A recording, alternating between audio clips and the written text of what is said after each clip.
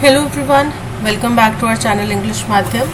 English Madhyam के platform पे मैं हूं आपकी एडुकेटर प्रियंका ठाकुर और हम सॉल्व कर रहे हैं editorial based practice exercise. Start करते हैं आज का session with thought of the day, that is if it matters to you then you will find a way, but if it doesn't then you will find an excuse. यानी कि अगर आपके लिए कोई चीज़ मायने रखती है, अहमियत रखती है, इंपॉर्टेंस रखती है, आपके लिए अगर ये एग्ज़ाम क्वालिफाई करना बहुत ज़्यादा इंपॉर्टेंस रखता है, इसका अगर आपने नहीं क्वालिफाई किया तो आपकी लाइफ एकदम आपको ऐसा लगेगा कि डिस्ट्रॉय हो गई है, आपके पास कोई ऑप्शन नहीं है। जब आपके पास में इसके अलावा कोई प्लान भी नहीं है, तब आप इसको सॉल्व करने के, इसको हासिल करने के हज़ारों तरीके बना लेंगे, ढूंढ लेंगे, रास्ते निकाल लेंगे। कोई भी लाख खर्चने आ जाए तो भी आप कुछ ना कुछ इसका जुगाड़ निकाल लेंगे, ठीक है। लेकिन अगर आपके लिए मायने नहीं रखता ये एग्ज़ाम, आपके पास में प्लान भी तैयार है आपने, या फिर आपके पास में पापा ने बोल रखा है कि कोई बात ही नहीं होगा तो हमारी प्रॉपर्टी है वहाँ से हम कर देंगे, या फिर आपका इतना कोई पैशन नहीं है ये गवर्नमेंट जॉब, तो आपके पास में हज़ारों एक्सक्यूजेस भी हो सकते हैं इसी चीज़ के लिए, ठीक है। अब ऐसा ज़रूरी नहीं, मैं ये नहीं कह रही कि जितने भी अमीर लोग हैं उनको इस चीज़ की वैल्यू नहीं है, उनको भी कईयों को वैल्यू होती है। लेकिन अगर आपके पास में दूसरा ऑप्शन तैयार रहता तो आप इतना इसको उद्देश्य नहीं समझ लेते, इसको इतना ज़्यादा महत्व नहीं देते, ठीक है। चलिए, तो हम इसको महत्व देते हैं और आगे बढ़ते हैं। स्टार्ट करते हैं reading comprehension and practice exercise for SSC CGL 2024। It's that time of the year again बोल रहे हैं, अब फिर से वही साल का वही समय आ गया है, when Punjab and Haryana come under intense scrutiny to gauge the success of their efforts to control farm fires। बोल रहे कौन सा समय आ गया है? जब पंजाब और हरियाणा कम अंडर मतलब आना, किसी चीज के दायरे में आना। किस चीज के दायरे में आते हैं? अंडर इंटेंस बहुत ही गंभीर, बहुत ही स्ट्रॉन्ग, बहुत ही तीव्र स्क्रूटनी मतलब जांच। किस चीज की जांच? कि जब वो बहुत ही गंभीर जांच के अंदर, दायरे के अंदर आते हैं। टू गॉश करना मतलब मापना। किस चीज को मापना? The success of their efforts मतलब जो भी उनके प्रयास किए गए किस चीज के प्रति? Control farm fires. यानी कि अब हम साल के फिर उसी समय में पहुंच गए हैं जब पंजाब और हरियाणा के ऊपर गंभीर जांच की जाएगी, ये मापने के लिए, ये जांचा जाएगा कि जितने भी उन्होंने अभी तक कदम उठाए फार्म फायर्स को रोकने के लिए। फार्म फायर्स क्या होती हैं? यूजुअली जो फसलें उगती हैं, फसलों के बाद में जो फसलों के हार्वेस्टिंग के बाद में जो अवशेष बच जाता है, ठीक है, जो नीचे उनका डंडियां हो जाती हैं, स्टेम्स होती हैं, जो अवशेष बच जाता है, जो उनके किसी काम नहीं आने वाला, जो फॉडर के तौर पे भी इस्तेमाल नहीं होगा, उसको बोलते हैं पराली, ठीक है। हमने पराली जलने की वजह से दिल्ली में प्रदूषण बढ़ा, दिखाई देना बंद हुआ, विजिबिलिटी कम हो गई, सांस लेने में लोगों को तकलीफ हो रही है, तो ये सब क्या है? पराली। इस पराली को क्यों जलाया जाता है? ये जो जलाई जाती है पराली, इसी को ही फार्म फायर बोला जाता है, क्योंकि वो एक रेजिड्यू बच जाता है, वेस्ट बच जाता है, जो किसानों के काम नहीं आ रहा, ठीक है। इस वजह से उसको जलाया जाता है। पर इसको पिछले कई सालों से रोकने के प्रयास किए जा रहे हैं, कंट्रोल करने के प्रयास किए जा रहे हैं, जिसमें अभी तक सभी स्टेट्स की, पंजाब, हरियाणा, उत्तर प्रदेश की सरकारें नाकामयाब रही हैं। लेकिन अब फिर से मौसम आ चुका है, वही समय आ चुका है जब पंजाब हरियाणा की फिर जांच शुरू हो जाएगी कि भाई पंजाब ने कितना इफेक्टिव काम किया या हरियाणा ने कितना इफेक्टिव काम किया। Punjab claims to have taken several proactive even penal measures. बोल रहे हैं पंजाब का दावा है कि उन्होंने प्रोएक्टिव मतलब कुछ होने से पहले कुछ करना, ठीक है। आपको पहले ही अंदेशा है कि आपका एग्जाम आने वाला है, तो आप उससे पहले ही तैयारी कर रहे हैं। आप एग्जाम डेट की वेट नहीं कर रहे कि भाई एसएससी के एग्जाम की डेट तो अभी आई नहीं, तो हम वेट करते हैं जब डेट आएगी तब पढ़ने स्टार्ट करेंगे।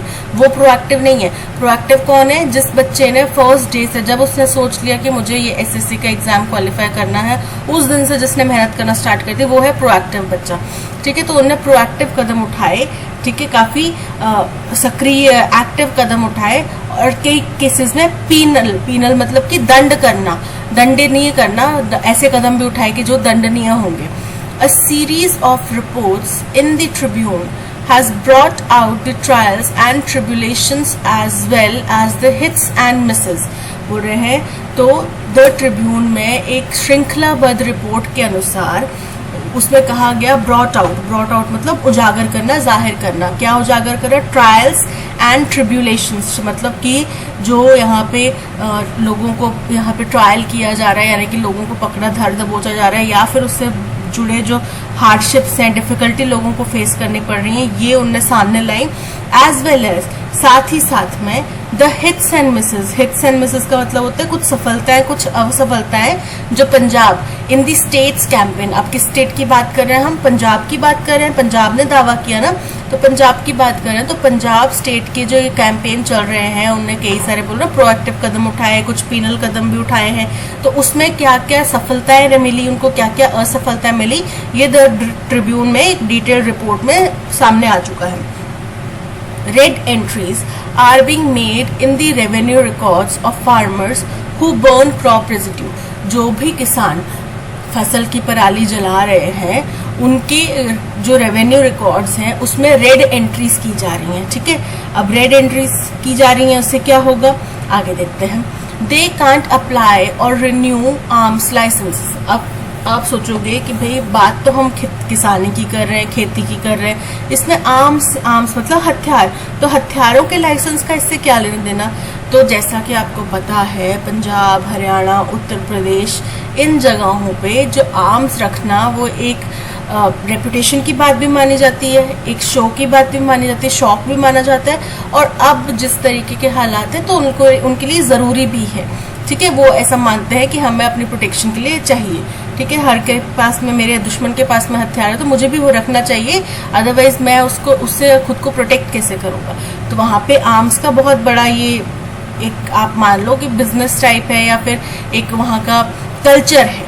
ठीक है, तो बोला पंजाब में बोल दिया गया कि भाई अगर कोई बंदा जिसके रेड क्रॉस आ रहा है, रेड एंट्रीज आ रही हैं रेवेन्यू रिकॉर्ड्स में, उनको हथियारों का लाइसेंस के लिए वो अप्लाई नहीं कर सकते, या फिर उनके पास अगर ऑलरेडी हथियार है तो वो उसके लाइसेंस को रिन्यू नहीं करवा पाएंगे। In Amritsar as stubble management plans falter मतलब खराब हो जाना, यानी कि जिसको आपने कुछ गलती हो गई, कुछ असफलता मिल गई। तो बोल रहे जैसे कि अमृतसर में स्टबल क्या होता है? पराली। ठीक है, जो रेजिड्यू बच जाता है। ठीक है, तो उसके जो मैनेजमेंट के प्लान्स हैं वो जैसे ही विफल हुए, एंड बॉलर ऑपरेटर्स कौन होते हैं? जो मशीन चलाने वाले होते हैं ना। बॉलर क्या होता है? एक ऐसी मशीन होती है जो चीजों को कलेक्ट करके एक गठरी के रूप में बना देती है। ठीक है, तो वो पराली को इकट्ठा करते हैं, उसको बाइंड करके एक गट्ठड़ के रूप में बना देते हैं ना। तो बॉलर ऑपरेटर्स जो है वो क्राई फाउल मतलब शिकायत कर रहे हैं। Quick fix options are being tried out. वो किस चीज की शिकायत कर रहे हैं कि आप तत्कालीन मतलब टेम्पररी सोल्यूशंस, क्विक फिक्स मतलब टेम्पररी सोल्यूशंस आप लेकर आ रहे हो, आपके पास कोई परमानेंट इलाज नहीं है और उससे हमें प्रॉब्लम हो रही है, ऐसा वो शिकायत कर रहे हैं। ठीक है, इन संगरूर एक और डिस्ट्रिक्ट है, the district with the most farm fires in the past. और ये एक ऐसा डिस्ट्रिक्ट है जहाँ पे सबसे ज्यादा मोस्ट फार्म फायर, सबसे ज्यादा खेतों में आग जलाने की घटनाएं हुई हैं पास्ट में। Scientific solutions have been chalked out मतलब प्लान करना। तो बोल रहे साइंटिफिक सोल्यूशंस यहाँ पे चॉक आउट किए गए हैं, यानी कि प्लान किए गए हैं, उनकी स्ट्रैटेजी बनाई गई है। Ludhiana strangely is seeing opposition to such interventions।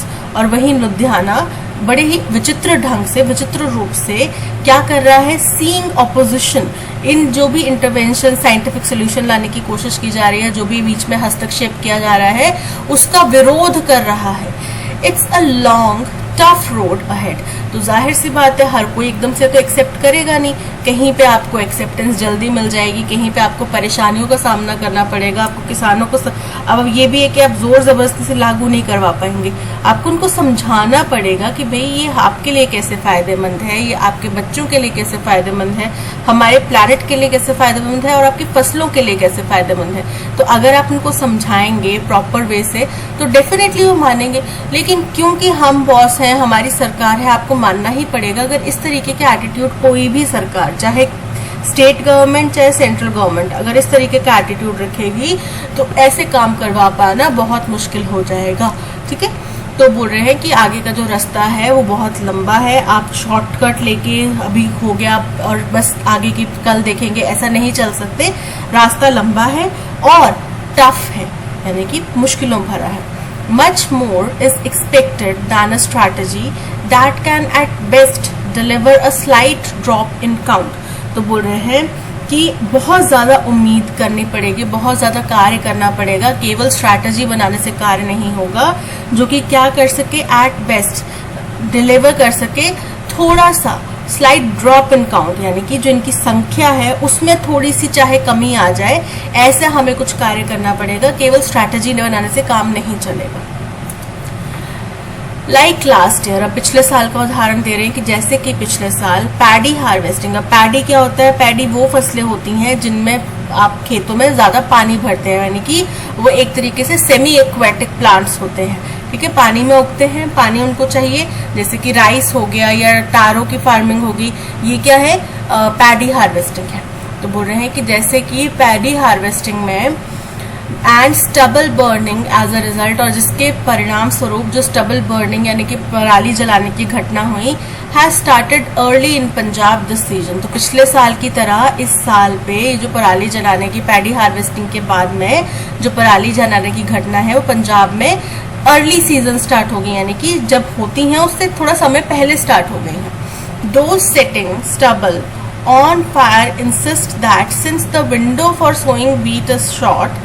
बोल रहे हैं जो लोग इस पराली में आग लगा रहे हैं वो इस बात पे जोर दे रहे हैं कि क्योंकि अब उनके पास में गेहूं की फसल उगाने का जो मौका है वो थोड़ा ही बचा है, यानी कि अब जैसे यहाँ से ये फसल की हार्वेस्टिंग हुई, अब नेक्स्ट फसल गेहूं की उगाई जाएगी, ठीक है। अब गेहूं की फसल उगाने के लिए उनके पास टाइम कम बचा है। This is the quickest way to get rid of the paddy residue. तो ये सबसे तेज तरीका है, सबसे फास्ट तरीका है जिससे कि वो पैडी का जो रेजिड्यू बच गया है, जो अवशेष बच गए हैं, उनको उनसे छुटकारा पाले। गेट रिड ऑफ मतलब छुटकारा पाना। Several districts have been identified as stubble burning hotspots. बोल रहे हैं कुछ डिस्ट्रिक्ट हैं पंजाब के जिनको कि हमने स्टबल बर्निंग का हॉटस्पॉट यानी कि केंद्र ऐसा आइडेंटिफाई किया है कि यहाँ पे सबसे ज्यादा स्टबल बर्निंग की जाती है, पराली जलाई जाती है, ऐसे कुछ डिस्ट्रिक्ट्स पता लगा लिए हैं, ठीक है। Teams of government staff have been activated, और वहीं सरकारी कर्मचारी जो हैं उनकी टीम्स बना के उनको एक्टिवेट कर दिया गया। एक्टिवेट कर दिया मतलब उनको काम पे लगा दिया गया है। With farmers unions warning against coercive methods, any stringent action is unlikely. अब क्योंकि फार्मर यूनियंस ने चेतावनी दी है कि आप कोई भी बलपूर्वक प्रयास नहीं करेंगे हमें रोकने का, बलपूर्वक कुछ भी आप नहीं करेंगे, तो इसलिए इस वक्त पे सरकारें भी, उनके भी हाथ बंधे हुए हैं, क्योंकि अगर वो कोई भी कठोर कदम उठाते हैं तो वो उल्टा भी पड़ सकता है, ठीक है। तो अभी इस मौके पर ऐसा नहीं है कि कोई कठोर कदम उठाए जाएंगे, ये बहुत ही अनलाइकली है, यानी कि नहीं के समान होने की आशंका है। A reassuring aspect is the growing awareness among farmers of the need to desist from stubble burning. बोल रहे हैं कि अब एक जो आश्वासन वाली स्थिति है, रीअश्योरिंग मतलब कंफर्टिंग, आश्वासन मिलने वाली, कुछ आशा की किरण जो एक है, एस्पेक्ट मतलब पहलू, तो एक जो आशा का एक पहलू जो दिखाई दे रहा है वो क्या है, ग्रोइंग अवेयरनेस, बढ़ती हुई जागरूकता। किस बारे में जागरूकता बढ़ रही है, किसके बीच में बढ़ रही है, अमंग फार्मर्स बढ़ रही है, किस बारे में, नीड टू डिसिस्ट, डिसिस्ट मतलब रोकना, कि उनके अंदर ये जागरूकता बढ़ रही है कि उनको स्टबल बर्निंग, पराली जलाने से रोकना पड़ेगा खुद को। And how it is in everyone's interest in particular their own, और कैसे अगर वो ये नहीं जलाते हैं तो ये सबके हित में होगा, और खास तौर पे उन किसानों के हित में होगा, ठीक है। अब जब आपको पता चल जाएगा कि कोई चीज आपके लिए हानिकारक है तो आप वो नहीं करेंगे, राइट, आप उसको करने से बचेंगे, या फिर जो आपको पता चल जाएगा कि ये चीज आपके लिए बेनिफिशियल है तो आप वो करना चाहेंगे, राइट। तो किसानों को भी जब इस चीज का अवेयरनेस आ रही है, मैंने बोला ना, आप फोर्सफुली यहाँ पे काम नहीं करवा पाएंगे, आपको उनको समझाना पड़ेगा कि भाई देखो, पराली जलाने से आपके खेतों का नुकसान है, आपके बच्चों को नुकसान है, उनकी सेहत पे नुकसान है, आपकी सेहत पे नुकसान है, पर्यावरण पे नुकसान है, जिसकी वजह से इस तरीके के जो क्लाइमेट एक्सट्रीम वेदर्स हो रहे हैं, क्लाइमेटिक इंस्टेंसेस हो रहे हैं, घटनाएं हो रही हैं एक्सट्रीम, तो वो इस वजह से हो रही हैं। ये भी मतलब मुख्य तौर पे यही कारण नहीं है, बट ये भी one of the many reasons है, राइट। तो अगर ये रोक दिया जाए तो आपको भी थोड़ी वो रहेगा कि भाई मौसम में हमारा योगदान है, हमारे बच्चों की सेहत हम ठीक कर पा रहे हैं, है ना। इस तरीके के कुछ पहलू आपके पास में भी रहेंगे। तो इसलिए किसान खुद ही इस चीज के बारे में जागरूक हो रहे हैं और बच रहे हैं कि उनको अंदर भी अवेयरनेस आ रही है कि हम ये ना करें। The worrying part is the inefficacy of policy initiatives। तो जो फिर चिंता किस बात की, अगर किसानों में जागरूकता आ रही है धीरे धीरे करके, तो चिंता किस बात की है? चिंता इस बात की है कि जो इनएफिकेसी मतलब जो कोई चीज गैर प्रभावी रहे या निष्क्रिय रहे, है ना, किस चीज की, जो भी पॉलिसी इनिशिएटिव्स लगाए जा रहे हैं पॉलिसीज के जरिए या पॉलिसी मेजर्स उठाए जा रहे हैं, कदम उठाए जा रहे हैं सरकार द्वारा, वो अपर्याप्त रह रहे हैं, वो नाकाफी रह रहे हैं या फिर वो सफल नहीं हो पा रहे। State support and optimum incentivisation. State support मतलब सरकार का सपोर्ट, और ऑप्टिमम मतलब बेस्ट, सबसे अच्छा, जितना भी हो सके उससे बेस्ट ऑफ बेस्ट जो है इंसेंटिवाइजेशन क्या होता है? आप कुछ अच्छा काम करते हैं तो आपको प्रोत्साहन मिलता है ना, तो उस प्रोत्साहन को बोलते हैं इंसेंटिव। तो वो आपको बेस्ट इंसेंटिवाइजेशन दिया जाए। Have to be at the core of plans to counter the resistance. बोल रहे हैं हम कोई भी प्लान बनाए जो कि रेजिस्टेंस को यानी कि विरोध को रोकने के लिए हो, तो उसमें हमें मुख्य तौर पे क्या सोचना चाहिए? हमारी प्लानिंग इस तरीके की होनी चाहिए कि हम जो सारा अपना प्लानिंग करें, जो भी हम पॉलिसी बनाए, उसके अंदर स्टेट गवर्नमेंट का यानी कि सरकारों का सपोर्ट होना चाहिए शामिल, कि भाई आप अगर ये रोकते हैं तो हम आपको सपोर्ट करेंगे, हम आपसे खरीदेंगे या फिर हम आपको इसका समाधान बताएंगे, इससे आप कुछ और बना सकते हैं, जनरेट कर सकते हैं, राइट। तो ऐसा कुछ उनके समाधान होना चाहिए। और ऑप्टिमम, जो कोई भी इसको करता है उसको कुछ बेनिफिट्स मिले, उसको कुछ बिजली में छूट मिले, कुछ पानी में छूट मिले, कुछ मतलब उसको बेनिफिट मिले, इंसेंटिव्स मिले। तो ये मुख्य प्लानिंग का हमारा तरीका होना चाहिए किसी भी रेजिस्टेंस को, विरोध को, अवरोध को रोकने के लिए। The farm fire season often becomes a rallying point. Rallying point का मतलब क्या होता है? बहस का मुद्दा, जहाँ पे आपका पूरा जो सपोर्ट है वो एक जगह पे हो जाता है, सब लोग एक पॉइंट के पीछे चल पड़ते हैं। तो जो फार्म फायर का सीजन है वो अक्सर एक मुख्य पॉइंट बन जाता है अगेंस्ट द फार्मर्स, किसानों के विरोध का एक मुख्य पॉइंट बन जाता है।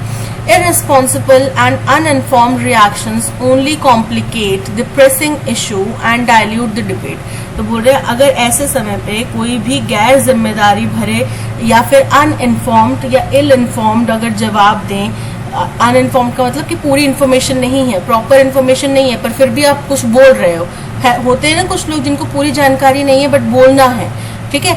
तो अगर इस तरीके के रिएक्शन दें तो क्या होगा? समस्या सुलझेगी तो नहीं, और जटिल हो जाएगी, और जो डिबेट है, जो बहस है, जो असल मुद्दा है वो भटक जाएगा, डाइल्यूट हो जाएगा, यानी कि कमजोर पड़ जाएगा, ठीक है। तो फोकस पूरा का पूरा मुद्दे के ऊपर रहे, इसलिए बचें कि कोई भी ऐसी बात ना की जाए, ठीक है। और दूसरी चीज की सरकारों को भी चाहिए कि इसके अंदर आप फोर्सफुल एक्शंस लेने की बजाय आप उनको इन्फॉर्मेशन प्रोवाइड करें, अवेयरनेस लाएं उनके अंदर, ठीक है। चलिए, ये था पैसेज। अब चलते हैं क्वेश्चन नंबर 1 की तरफ। क्वेश्चन नंबर 1 पे बढ़ने से पहले आदित्य करके एक स्टूडेंट हैं जिन्होंने मैसेज करा है, लास्ट वीडियो में कमेंट करा है कि शायद उनका ये शिकायत थी कि वर्ड टू वर्ड नहीं समझाया जाता, तो वर्ड टू वर्ड एक्सप्लेन किया जाता है। आप बोल रहे हैं कि आप हिंदी मीडियम से हैं, आई होप मैं गलत नहीं बोल रही हूँ, आपका ये डाउट था। तो आपको करना क्या है, देखो वोकैब आपको पहले दी जाती है, राइट। अब ये जो लेक्चर अपलोड होता है उससे पहले साथ ही साथ आपको इसका PDF फॉर्मेट मिलता है। आपको डायरेक्ट लेक्चर के ऊपर नहीं आना है। आप जब तक आपको ना कोई दूसरा पढ़ाता रहेगा, आप खुद प्रयास नहीं करेंगे, आपको नहीं पता चलेगा कि आपको कितना आ रहा है, ठीक है। आप चाहे पिछले कितने भी स्टूडेंट्स से आप देख लीजिए, कांटेक्ट कर लीजिए, या कोई मैसेजेस वगैरह करे हुए हैं, कमेंट्स करे बच्चों ने, उनको आप पढ़िए तो आपको पता चलेगा। आपको क्या करना है, पहले पैसेज खुद पढ़ना है विद वोकैब। वोकैब वहां पे दी हुई है, वोकैब समझो, समझने की कोशिश तो करो, कोशिश करोगे तभी आएगा ना। तो फिर उसके बाद आपको क्वेश्चंस खुद अटेम्प्ट करने हैं, नहीं समझ में आ रहा कोई बात नहीं, जरूरी नहीं है आपको फर्स्ट डे फर्स्ट अटेम्प्ट में सब कुछ आ जाएगा, लेकिन आपको तरीका यही रखना है कि पहले आपको खुद सॉल्व करने का प्रयास करना है, वोकैबुलरी को आपको पढ़ना है, फिर उसको पैसेज में इम्प्लीमेंट करना है। उसके बाद में आप जब सारे अटेम्प्ट कर लेंगे क्वेश्चंस, नहीं जो हो रहे छोड़ो उनको, आगे बढ़ो। अभी स्टार्टिंग है अगर आपकी है तो आपको इमीडिएटली नहीं आएगा, मैं मानती हूँ हिंदी मीडियम से है तो प्रॉब्लम आती है, ठीक है, लेकिन फिर आपने क्या करना, आपने वीडियो पे आना है, वीडियो को एनालाइज करेंगे, देखेंगे जो जो वर्ड्स के मीनिंग मैंने बताए हैं आप साथ के साथ उनको पुट करिए कि आपने भी यही स्टेटमेंट बनाया था, आपने भी यही स्टेटमेंट बनाया था, ठीक है। इस तरीके से जब आप पुट करेंगे तब आपको समझ में आएगा कि आपको कहाँ समझ में नहीं आ रहा, कहाँ समझ में आ रहा है, फिर आपके धीरे धीरे प्रैक्टिस बनेगी। और एक स्टूडेंट ने कुछ वेबसाइट बताई थी कि वहाँ पे आप वन स्टेटमेंट या पैसेज को स्कैन करके डाल दो, वो आपको पूरा हिंदी ट्रांसलेट कर देगा, तो उससे भी आपकी अंडरस्टैंडिंग नहीं बनेगी। जब तक आप उसको वर्ड टू वर्ड समझेंगे नहीं तो आपकी अंडरस्टैंडिंग नहीं बनेगी। मेहनत तो कंप्यूटर ने कर दी, आपने क्या दिमाग लगाया, पेपर में तो आपको दिमाग लगाना है ना, और वो दिमाग कब लगेगा, जब आप उसको दिमाग को चलाओगे तभी लगेगा, नहीं तो मशीन है, जंग लग जाएगा, राइट। चलिए अब चलते हैं क्वेश्चन नंबर 1 की तरफ। What is the tone of the passage. अब बताओ, पैसेज में, पूरे पैसेज में हमने ये जो पराली जलाने की घटना है इसको कुछ पॉजिटिव हमें दिखाई दिया।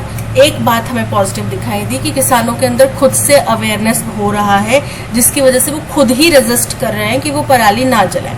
बस एक ऑप्टिमिज्म, बाकी सारा वही नेगेटिव चीजें हैं कि भैया फिर से पराली का सीजन आ गया, हमारे पास कोई ऑप्शन नहीं है, किसानों को चीजें पता नहीं है, फोर्सफुली आप उनके ऊपर लागू नहीं कर सकते। उन्होंने भी बोला है कि अगर आप बलपूर्वक करोगे तो फिर आपको भी नुकसान भुगतना पड़ेगा, राइट।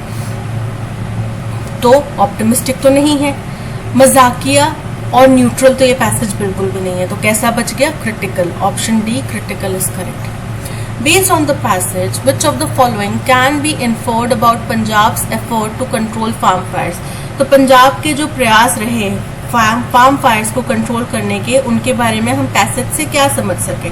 तो पैसेज में एक जगह पे एक स्टेटमेंट क्लियर बोला गया है कि जितने भी प्रयास किए गए वो नाकाफी रहे, इनइफेक्टिव रहे। इनइफेक्टिवनेस की बात की गई थी, ठीक है। चलिए देखते हैं। Punjab's measures have been mostly effective, incorrect है, प्रभावशाली तो नहीं रहे। संगरूर में उन्होंने कुछ साइंटिफिक तरीके अपनाने की कोशिश करी जो वहां के लोगों ने एक्सेप्ट करा, लेकिन लुधियाना के लोगों ने उसको अपोज कर दिया। उसके बाद में अमृतसर में उन्होंने कुछ और करने की कोशिश करी तो उसको अपोज कर दिया। फिर उसके बाद में अंततः उनको ये करना पड़ा कि जो बुक कीपिंग्स है उनकी, रेवेन्यू डिपार्टमेंट्स की, उसमें रेड एंट्रीज करने लग पड़े वो, जिससे कि शायद उम्मीद है कि शायद लोगों को डर हो कि उनके आर्म्स के लाइसेंस रिन्यू नहीं होंगे या उनको नए लाइसेंसेस नहीं मिलेंगे, तो इस चक्कर में शायद लोग आ जाए सामने कि भाई नहीं, हम नहीं जलाएंगे, right. Punjab has implemented several strategies, correct है, उनने बहुत अलग अलग जगहों पे अलग अलग प्रयास किए, but they have not fully resolve the issue, बिल्कुल करेक्ट है, ऑप्शन बी इज करेक्ट कि पूरी तरीके से मसला हल नहीं हुआ है। हालांकि सरकारों ने प्रयास किए हैं, ये नहीं कहा जा सकता, ये नहीं नकारा जा सकता कि सरकार ने कोई प्रयास नहीं किए, प्रयास किए हैं पर उनका हल नहीं मिला, उनका नतीजा जो है पॉजिटिव नहीं आया, आउटकम नहीं निकल कर आया। So option B is correct. Okay, यहाँ पे अलग अलग डिस्ट्रिक्ट्स जो पंजाब है उनमें क्या क्या कदम उठाए गए, उनकी लिस्ट बनाई गई है। हमें मैच करना है कि कौन सा डिस्ट्रिक्ट में क्या कदम उठाया गया था। अमृतसर में साइंटिफिक सॉल्यूशंस लिए गए, नहीं, वो कहाँ लिए गए, संगरूर में, यानी कि 2 के साथ में क्या आएगा, ए आएगा। फिर ऑपोजिशन टू इंटरवेंशन, ये लुधियाना ने किया, जो भी हस्तक्षेप करे थे उसको ऑपोजिट करा था, यानी कि 3rd का आ जाएगा बी। अब देखो मैंने 2 सॉल्व करे हैं, मेरे पास 2 का ए और 3 का बी आ रहा है, 2A 3B, ठीक है, इसमें आ रहा है यहाँ पे 2C 3D, 2C 3A, 2D 3B, सारे एलिमिनेट हो गए, ऑप्शन ए इज करेक्ट।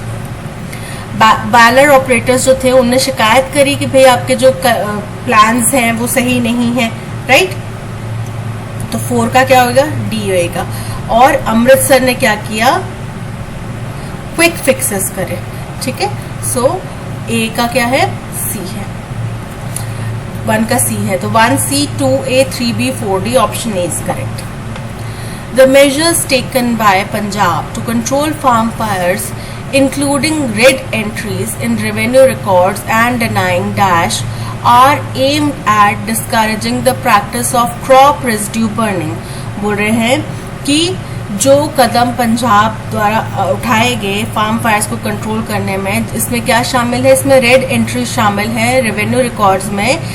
और क्या करेंगे, डिनाइंग डैश, क्या डिनाई करेंगे, आर्म्स के लाइसेंस को रिन्यू करना डिनाई करेंगे ना, डिनाइंग गवर्नमेंट सब्सिडीज। तो ऐसा तो नहीं है कि उनको गवर्नमेंट सब्सिडीज नहीं मिलेंगी, ये तो इनकरेक्ट है। Legal rights to own land, अगर वो पराली जलाते हैं, उनके रेवेन्यू रिकॉर्ड्स में रेड एंट्रीज होती हैं, तो उनके पास में कोई भी कानूनी अधिकार नहीं होगा, वो कोई भी जमीन नहीं ओन कर सकते, ऐसा भी नहीं है। रिन्यूअल ऑफ आर्म्स लाइसेंसेस, तो उनके आर्म्स के लाइसेंसेस रिन्यू नहीं होंगे, option C is correct. Which of the following statements is correct based on the passage? Passage के अनुसार इनमें से कौन सा स्टेटमेंट जो है वो करेक्ट है? The government has already imposed strict punishments on farmers burning stubble. तो अभी क्या बोला गया कि स्ट्रिक्ट कदम यहाँ पे नहीं उठा सकते, क्यों? क्योंकि जो फार्मर यूनियंस है उनने वार्निंग दी है, ठीक है, तो स्ट्रिक्ट कदम हम नहीं उठा पा रहे हैं, तो ये इनकरेक्ट है। The resistance to stubble burning is growing among farmers due to awareness of its harmful effects. बिल्कुल करेक्ट है कि फार्मर्स के खुद के अंदर ही ये रेजिस्टेंस बढ़ रहा है कि हम स्टबल बर्निंग से रुकें, परहेज करें। क्यों? क्योंकि उनके अंदर जानकारी बढ़ रही है, जागरूकता बढ़ रही है कि इसके नुकसान क्या हो सकते हैं। So option B is absolutely correct. There are no efforts being made by the government to address the issue of stubble burning. ये भी इनकरेक्ट है। क्यों? क्योंकि वहाँ पे हमने पढ़ा कि सरकारें तो प्रोएक्टिव कदम उठा रही हैं, बट वो नाकाफी हो रहे हैं, वो उसका कुछ रिजल्ट नहीं मिल रहा, अप्रोप्रिएट रिजल्ट नहीं मिल पा रहा, राइट।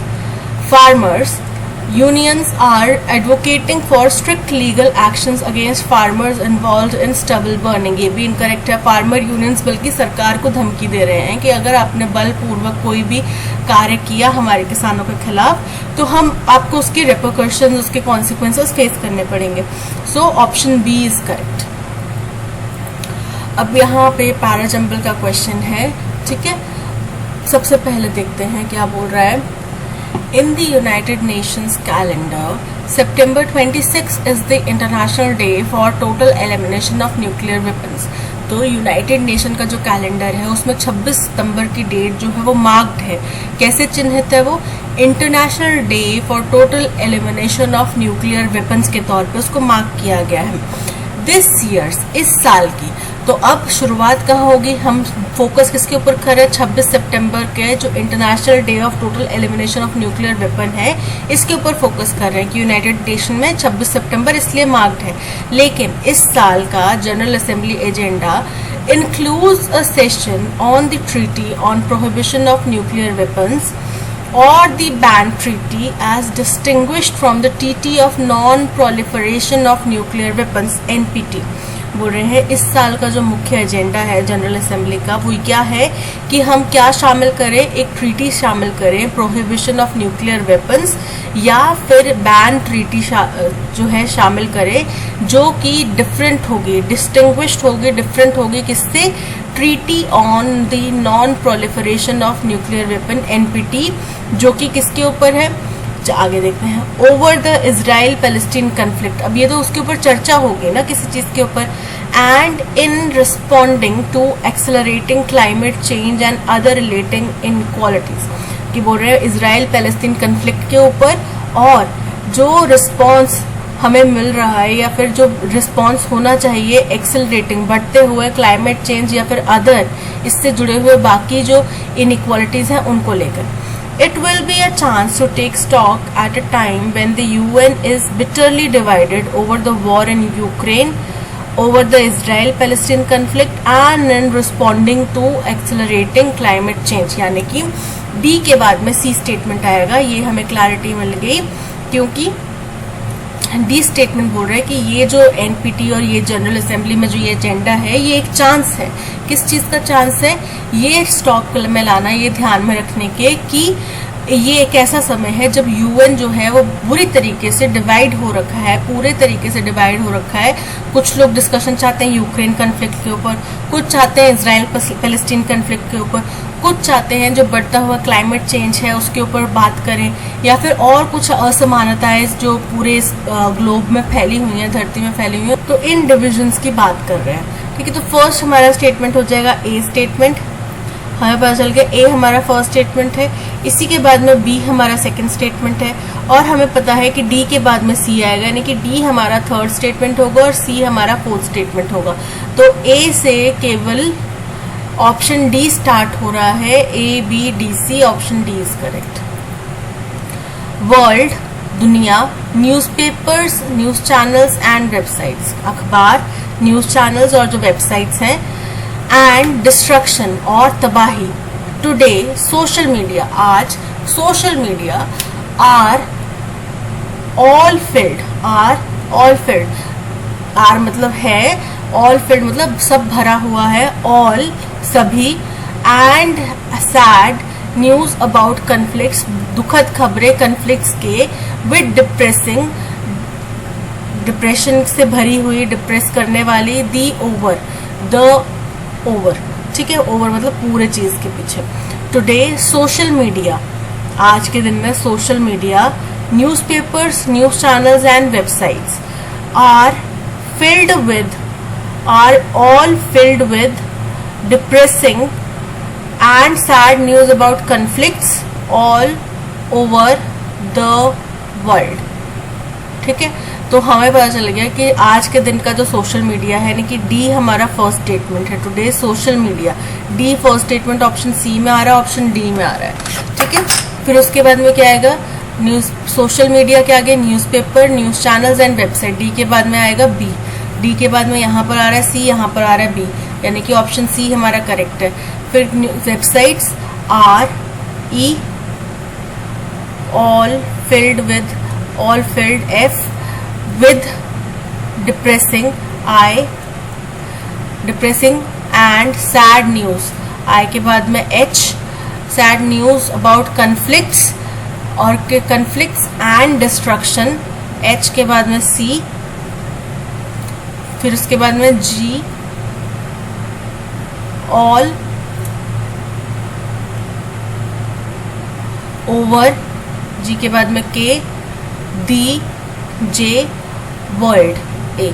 ठीक है, तो D B E, F I, H C G, K J ए। थोड़ा सा कंफ्यूजिंग है, अगर आप ध्यान से करेंगे तो आपको सारे कनेक्शंस मिल जाएंगे। ठीक है, चलिए ऑप्शन सी इज करेक्ट।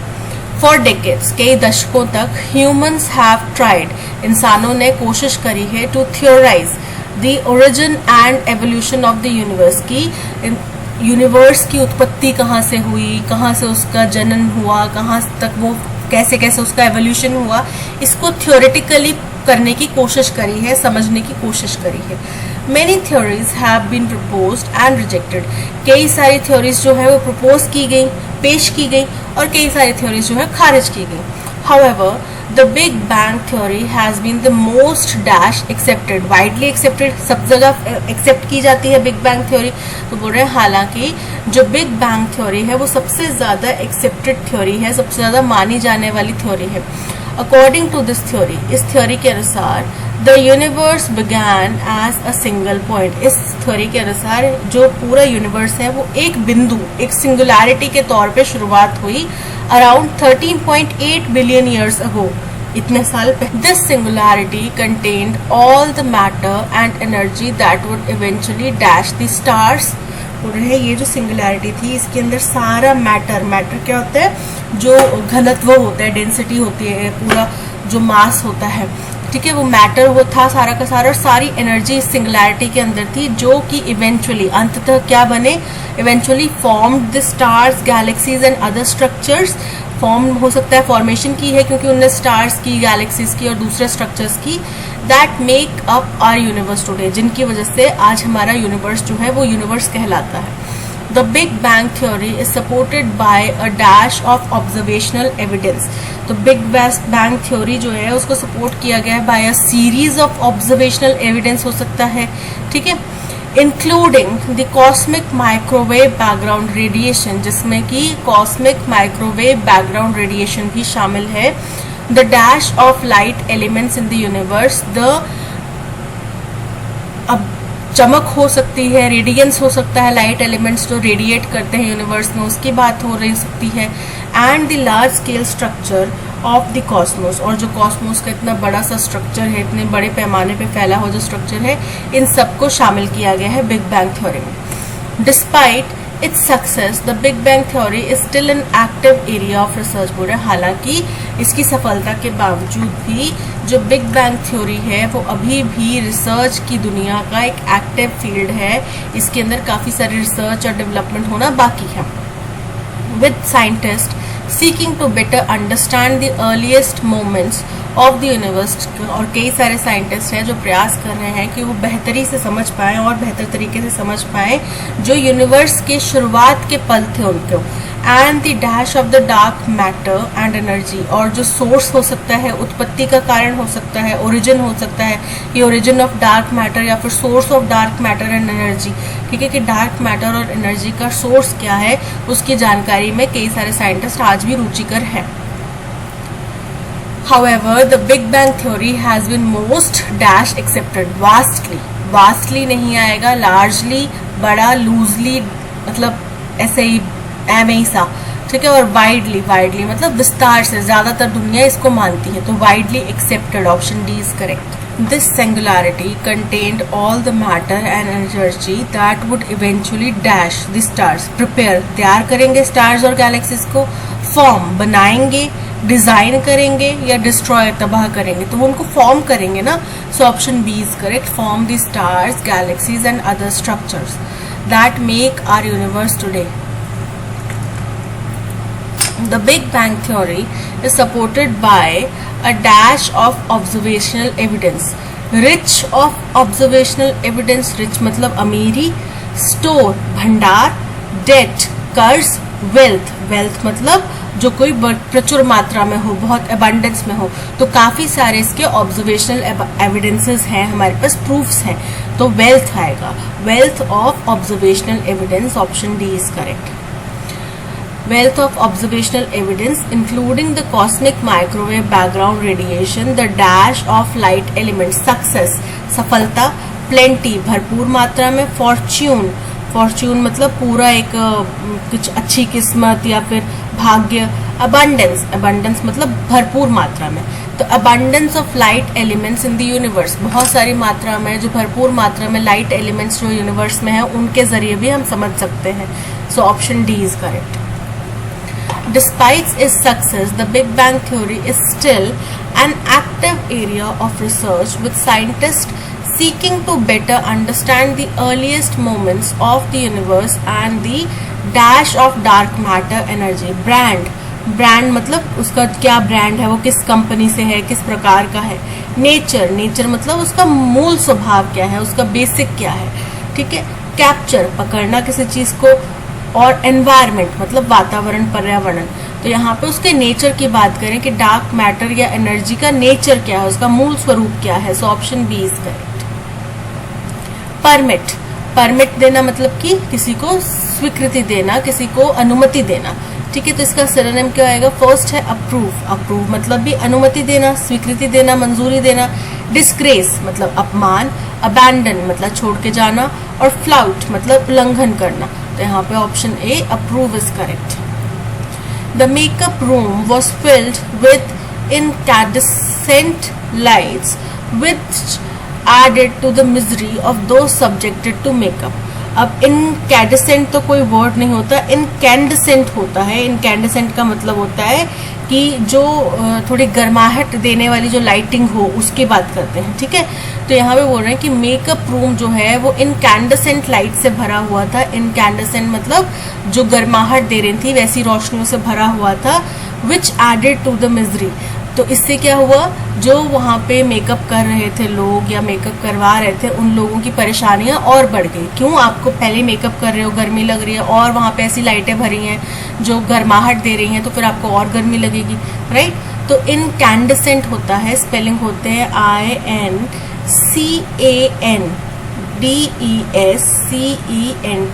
ठीक है। यहाँ पे CAN नहीं है, राइट, N आएगा।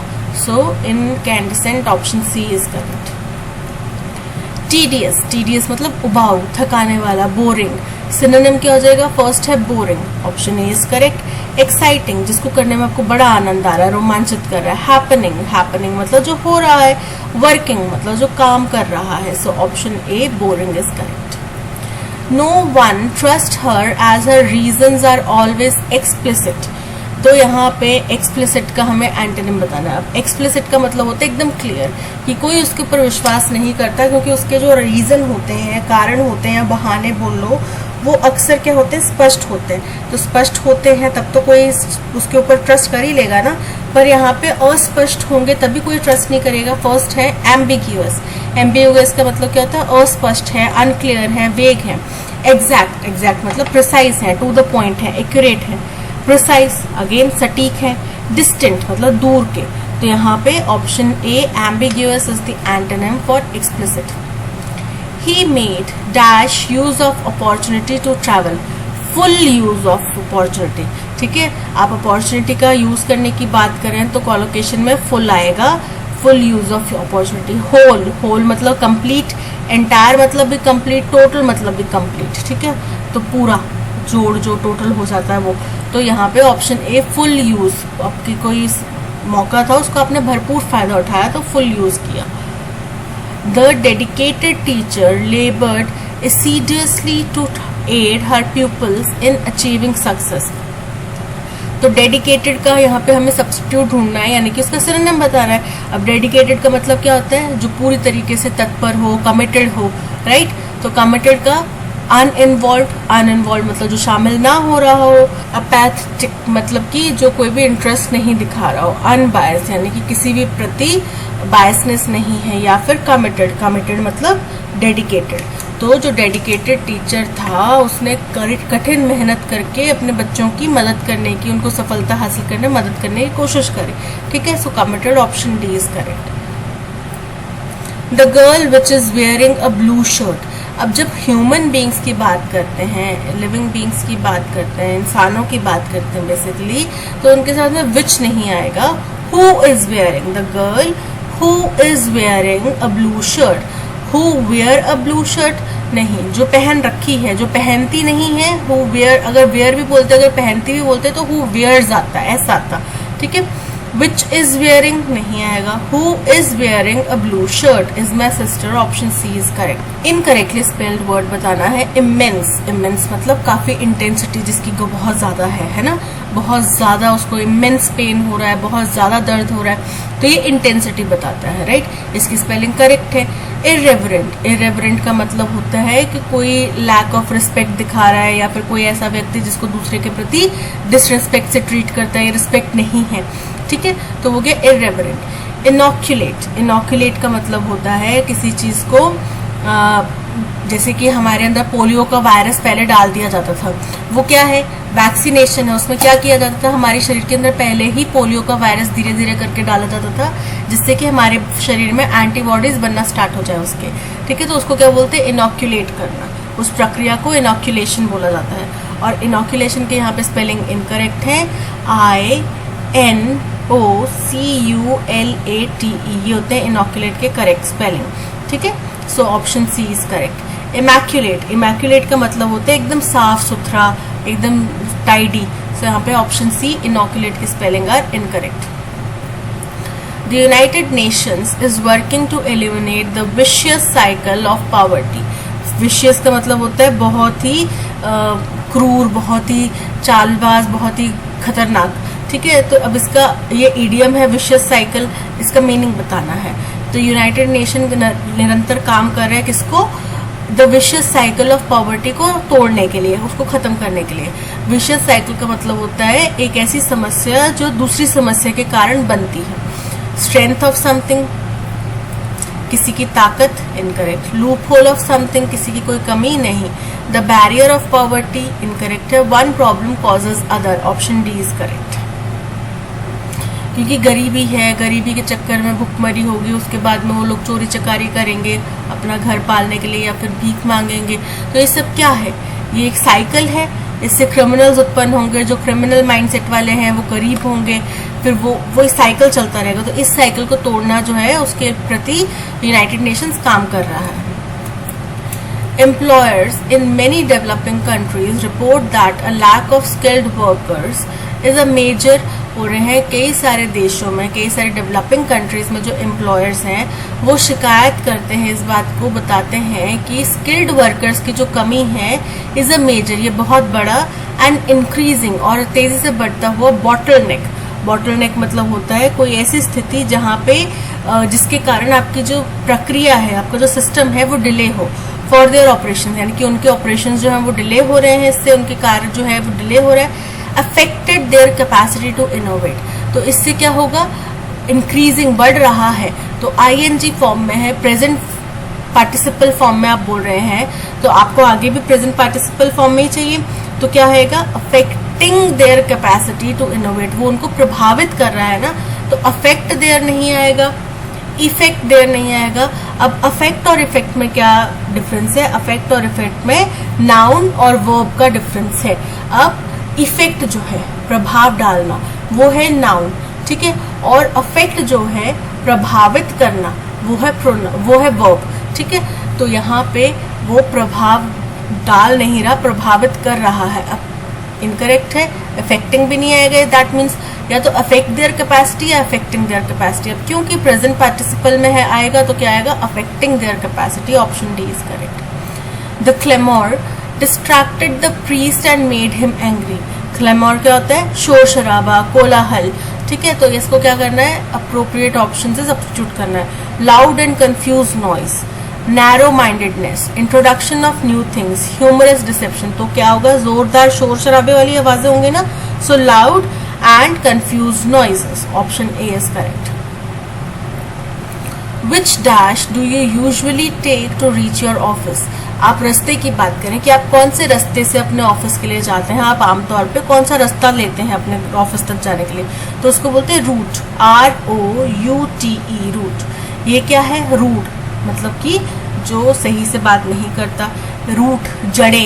अब ये जो रूट है इसके 2-3 मीनिंग होते हैं, एक तो जैसे जो वुल्फ्स का झुंड होता है उसको भी रूट बोलते हैं, एक अगर कोई हार गई टुकड़ी, सेना की जैसे हारी हुई टुकड़ी वापस अपने घर को रिट्रीट होती है, वो भी एक साथ नहीं, छुपते छुपाते बच बचा के कहीं वापस जा रहे हैं, उसको भी रूट बोलते हैं। तो यहाँ पे हम रास्ते की बात कर रहे हैं, option A route is correct. Arun knows perfectly well how to mix the food items with, अब फूड आइटम्स को आप किसके साथ मिक्स करेंगे, सोर्स के साथ में, सोर्स मतलब उसके उत्पत्ति का जो रीजन होता है, उत्पत्ति का जो जरिया होता है उसके साथ में, आप उसको सॉस के साथ मिक्स करेंगे, SAUCE सॉस, ये कोई वर्ड नहीं होता। और सॉस यानी कि जो सॉ नहीं होती, ऐसे तीखे दांत होते हैं जो लकड़ी काटने के काम आती है, इस तरीके से, आई थिंक ऐसे इस तरीके से जिक्सॉ और ऐसे हैंडल होता है जिससे आप लकड़ी वगैरह काटते हैं, इसको टू एंड फ्रो मोशन में, तो ये वो वाला सॉस है। तो यहाँ पे सॉस की बात की जा रही है, जो कि खाने वाला सॉस होता है, टोमेटो सॉस या फिर पास्ता वगैरह के सॉसेस बनते हैं, उनकी बात की जा रही है। सो ऑप्शन सी सॉसेस करेक्ट। दैट्स ऑल, आज के सेशन में इतना ही। Thank you so much for watching. अगर आपको कंटेंट पसंद आया हो तो आप लाइक, शेयर और सब्सक्राइब जरूर कीजिएगा। मिलते हैं नेक्स्ट सेशन में। Till then keep learning and keep practising. Bye bye.